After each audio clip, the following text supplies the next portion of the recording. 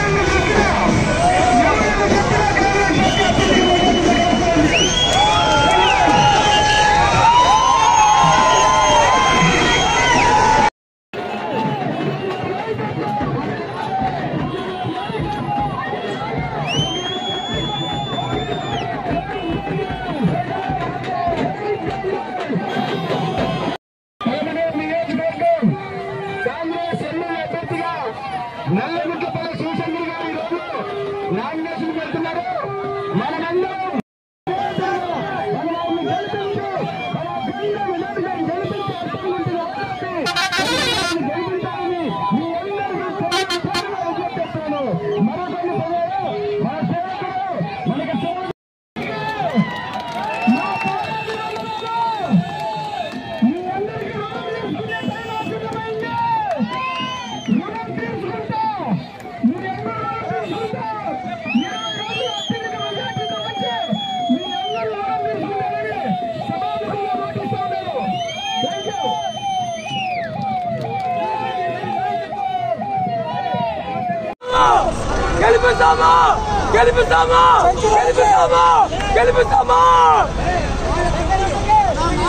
చూస్తాను చాలా సంతోషం. ఏమైపోతుందన్నా